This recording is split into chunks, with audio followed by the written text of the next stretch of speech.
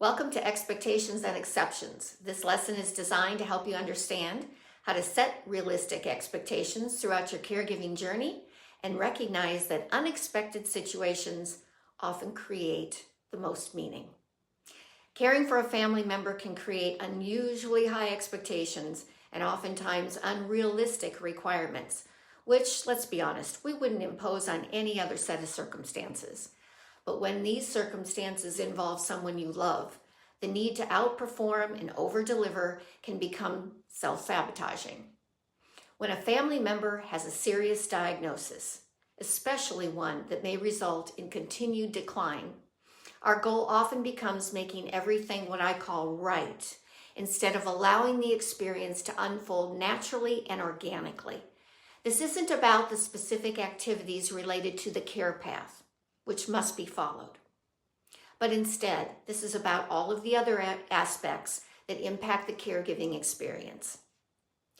We tend to force conversations, we might force relationships, and even outcomes, seeking agreement, reconciliation, or closure because the diagnosis has surfaced unresolved issues. These expectations can extend beyond you and your loved one to include family, friends, even coworkers and acquaintances. So throughout this lesson, our goals are to do the following. Number one, let's determine if your expectations are reasonable. Number two, identify where adjustments might need to be made. And number three, learn how to relax and let certain situations evolve organically. Let's start with an example. So at one point, I was taking care of both my husband, who had early onset Alzheimer's, and my mother, who had lung and brain cancer. I had the same expectation for both, that close family would help with caregiving responsibilities, and close friends would run small errands, visit, and provide a listening ear. However, the results were completely different. For Mike, no family stepped up to help, and only 2 of his friends visited regularly over 7 years. My mother, on the other hand, had several friends who helped with meals, they visited frequently, they offered encouragement, and ran errands. And my sisters equally partnered with me in caregiving. Maybe you can imagine the feelings that bubbled up in me when seeing how the response was so different for Mike versus my mother. The range of emotions went from feeling, well, incredibly blessed to feeling incredibly let down. This experience raises several questions. So, number one, was I clear with family and friends about my expectations? Number two, were my expectations reasonable? 3, what other dynamics might have been at play or impacted the outcome? In Mike's case, I made several assumptions instead of making my expectations clear. I assumed family would step up, and they assumed I had it handled. I believed my expectations were reasonable, but I recognized that if I didn't communicate what my expectations were, I shouldn't be surprised when they weren't met. In my mother's case, my care partners were my sisters, and we were able to discuss our expectations, make the necessary adjustments, and work towards the same outcome. 2 cases, very different experiences. So using these same 2 examples, let's talk about what can impact expectations and possibly be the reason for exceptions. My mother's illness lasted a little over a year, while Mike was ill for 7 years. Support fatigue can set in for family and friends when a loved one is ill over an extended period of time. Additionally, the status of your relationships, in other words, those unresolved issues, right, can affect people's willingness to help. In Mike's case, we had both been married before, and our adult children were establishing their own lives.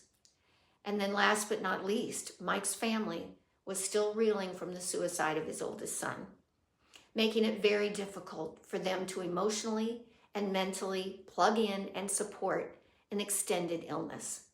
And even though I felt Mike deserved the greatest support, expecting that level of dedication at that period of time would have been honestly unreasonable. In my mother's case, most of her family and friends were older and retired, making them available and willing to help.